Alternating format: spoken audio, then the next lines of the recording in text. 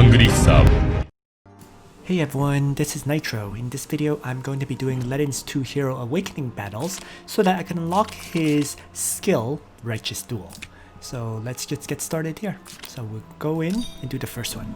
So my Ledin is 5 stars, but since he's fully bonded and everything, he shouldn't have a problem getting the skill at all. So yeah, in any case though, I'm just ready to get started. So here we go. Storm Danger Zone to start. I'm just gonna move up then and Divine Guard right away.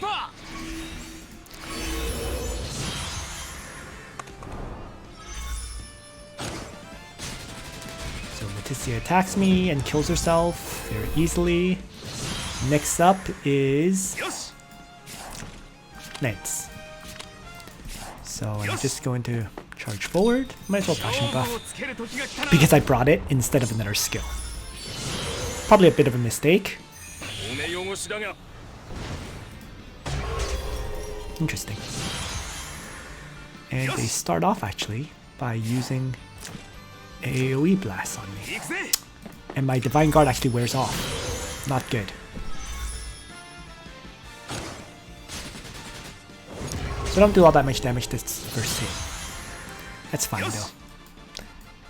I'm just gonna keep moving up then to get closer to the enemy bozo while reactivating Divine Guard.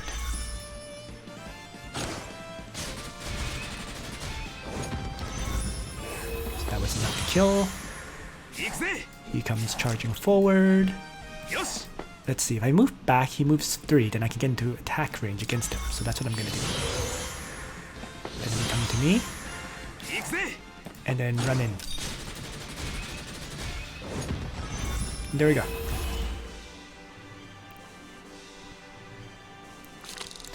So, even without bringing an attack skill, just Divine Guard was enough to clear this trial. So that's the first awakening. And the second awakening needs some pure billowing hearts, but fortunately I have some of these gift packs to get them. So we'll just use that one up and jump into his second battle. So, Chris, Lance, Narm, and the enemy Ledin, right? Since my faction buff doesn't affect my other allies, I might as well do what he is doing and bring Burning Sun with Divine Guard to fight them off. And this Lance has Wind Whisper, which makes it rather counterable, I feel. Yeah. The only real danger is Narm. He can move 3, aim up, and move 2 more to attack. Right, so it's actually 3, 4, 5, and then he can target this tile, which is the tile I actually wanted to trigger.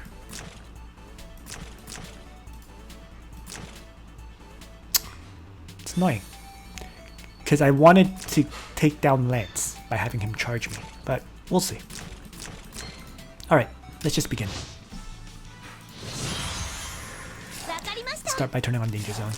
So as I mentioned, 3, 4, 5, that's where he ends up. So for now, I'm just going to retreat back. Right. Have people just hang outside of range.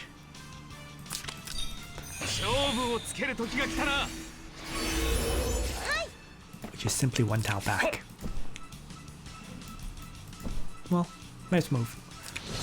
We'll move Lance a bit further.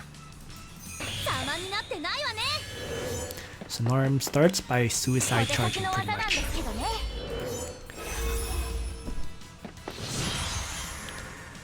Alright. So let's have Ledin start things off with Burning Sun attack on Narm. And then Chris will Discipline attack to finish Narm off. And then I'm gonna have my Narm Deadeye attack the enemy Lance.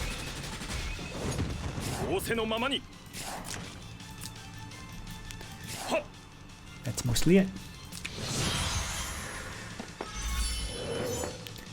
So now they charge forward, attack my Ledin, nearly killing himself in the process.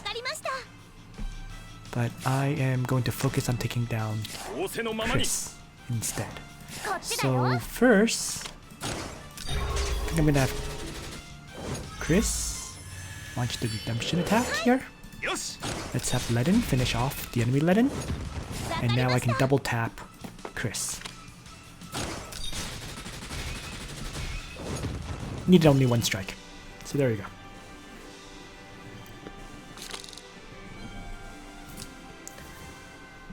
Nice and easy unlocks for Ledin. Now we have Righteous Duel. So, I mean, the main utility of Righteous Duel is really it replaces Burning Sun, in my opinion, right? You can take all attacks for adjacent friendly units by the passive, and when you use the active skill, you can, it has 3 range, you can teleport one enemy to you, and it will cast Almighty Guard, which replaces your attack with your defense plus magic defense times 1, just like Divine Guard does. And then guard range increases to 2, once again, just like Divine Guard. The difference though from Divine Guard though is this lasts 4 turns, and this effect cannot be dispelled, okay? And then finally, afterwards, you deal 1.2 times physical damage to target. And actually, in addition to all of this, there's also the Righteous Duel effect where adjacent enemies within 1 block suffer -3 mobility and are unable to guard. And that buff lasts 2 turns. So tons of effective buff effects with Righteous Duel. Sometimes you might consider bringing the faction buff, sometimes you might bring both of these if you have someone else to faction buff up your Ledin, like let's say Matthew or Elwyn, right? Matthew's one faction buffer for Ledin, Elwyn's the other faction buffer. So there are various ways you can make use of this in terms of skill selection. And as for demonstrations of it in use, well, here we go. The first major limitation is you cannot use this skill on characters who are immune to displacement effects. So, for example, Sleipnir, one of the bosses, right, of Ancient Beckoning. So characters like Sleipnir, characters in Ancient Beckoning, characters in Eternal Temple, and let's say dragons, all are immune to displacement effect. So when you try to use this skill on them, let's see what happens. So Ledin activates Righteous Duel, right? It triggers, you get the buffs, but the enemy is not teleported to you. And because the enemy is not teleported to you, no combat occurs. Now, if you use Righteous Duel next to the enemy in this case, the combat will occur. So you won't teleport them, but you'll activate Divine Guard and then you'll fight them.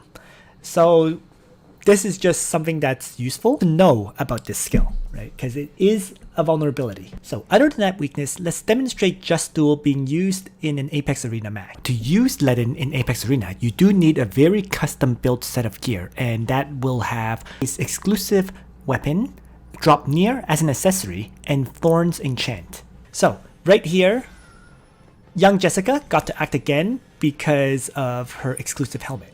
And so she was able to move forward 2 more tiles to launch a cleanse attack at long range to do damage to the enemy. Okay. So we see here that player 1 has Emilia, Ledin, Bernhard, right, Waller, and Liana. Whereas player 2 has a much more traditional kind of party, much more meta party with Mystery Knight, young Jessica, Landius, Deedlit, and Waller. So now, Just Duel is used by Ledin to teleport young Jessica next to Ledin, right? At this point though, the easy counter for player 2 is Tactical Retreat to pull young Jessica back to safety.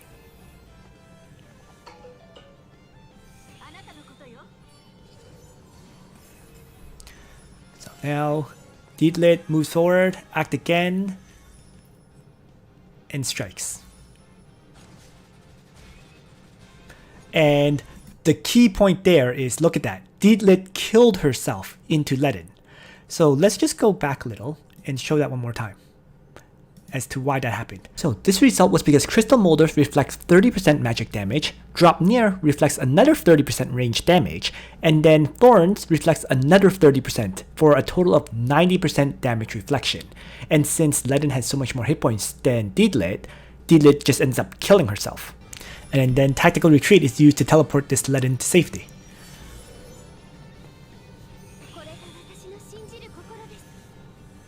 And then with him in safety, the Act Again is used to reactivate him and start moving him up again into the battlefield.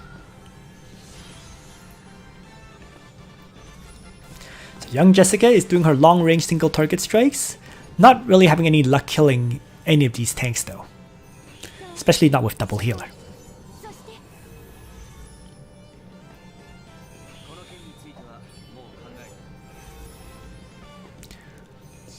So now, Ledin activates faction buff.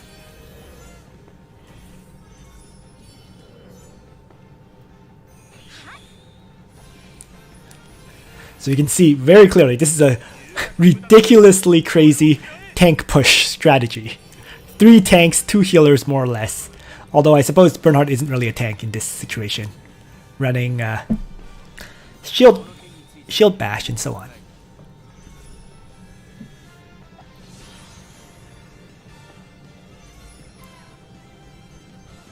So Crystal Molder and Drop Near Reflection now wipes out young Jessica when she tries to attack.